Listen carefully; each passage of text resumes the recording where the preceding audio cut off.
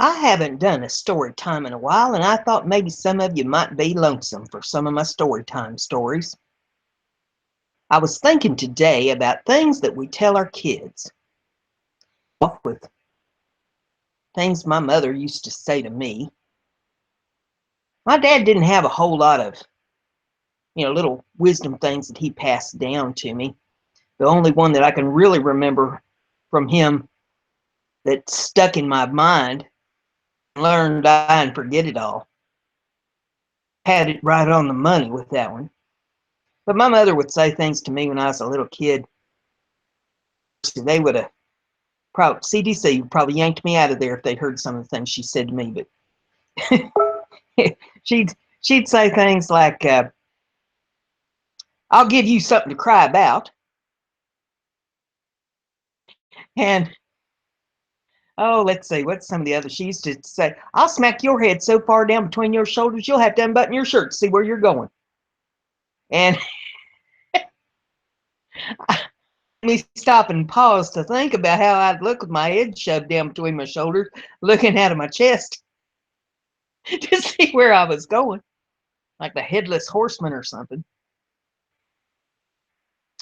Oh my goodness, there was probably a lot of things that she said to me. Some of them I probably can't even repeat. But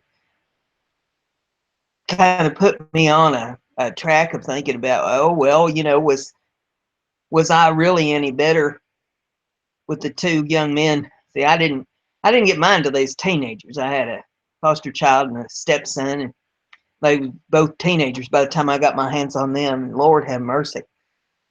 Patience. I used to say they was the poster children for birth control. Man, oh man. Back when I had cancer, my doctor said to me, "Well, you might decide to have children and you won't be able to do that if we give you hysterectomy." And I said, "Lord have mercy, I've raised two teenage boys. If I decide I want to have children, I need a lobotomy instead of a kidding me." But oh my, with the foster boy, he would just push me to right to the edge of the cliff. It was like, Lord, I cannot take much more. He knew just how far to push me. And I know I used some of the same things on him that my mother used to say to me. I used to ask him, "Do you want to see your next birthday?" Uh, really funny stories. Stepson. He was 13 when he came to live with us. Husband was always late for everything. I mean, no matter where you wanted to go, he's bringing up the rear. They say women take forever. Oh, hell no. He was always late. If you wanted to be someplace at 7:30, you better tell him that you need to be there at 7 o'clock or even 6:30 because he was going to be late. I remember one day it was really hot in the summertime. And me and stepson was out in the car waiting for him.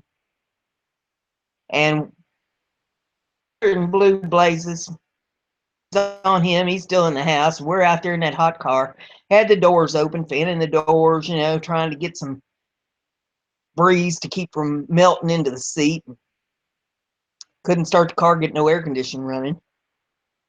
And finally he comes out of the house, gets in the car, starts it up, and we get the doors closed up and the air conditioning on. And yes, in his teenage infinite wisdom, "You so long to go someplace. You're always late.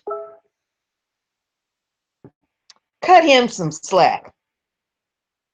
And I said, "Listen, you get to be as old as he is." Yeah. And he says, "Yeah, what?" And I said, "Well, he's only got that one hair left on his head, and he's trying his best to save it. So what he does is he wraps it around his head 500 times trying to make it look like he's got hair, and it takes him all day to do it. And if it happens to fall out of place, he's got to start all over again. That's what takes him so long to get ready." My husband and my stepson both just cracked up laughing. And I'll never forget that because that was a funny moment right there. Another time we was going someplace. I don't remember where we was going. That's not important, but we was in the car going somewhere. How the conversation turned, but I said something about didn't behave like that. And the stepson pipes up about that time and he says, "Before, I didn't know you'd been married before." As an arrow. And I mean, not I did not crack one smile, nothing. I said, "Well, actually, yes, I have been married twice before. The first one died from eating poisoned mushrooms. The second one died of a fractured skull. He wouldn't eat his mushrooms." Dead silence. The little voice from the teenager in the back seat says, "I won't tell nobody."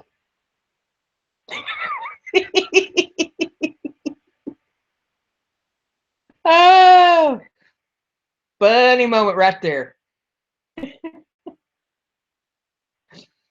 Oh, those kids was trying. I mean, they would try the patience of Job, and that they wouldn't do. And most of the time, I was one step ahead of them, making, and they made plenty. The lies that they tell and the things that they pull, and I mean, I could write a book on the stuff that those boys did. But it was a life experience that I wouldn't give up for anything. And it's those memories that stick with you all your life. Said to you and things that you say to your kids and things your kids say to you too. I could probably do a whole episode right on that one. Another story time for y'all because I know you've missed me doing them, and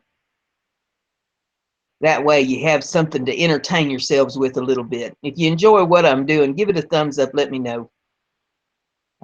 That way I don't feel like I'm just sitting here talking to myself on these. Have a great day.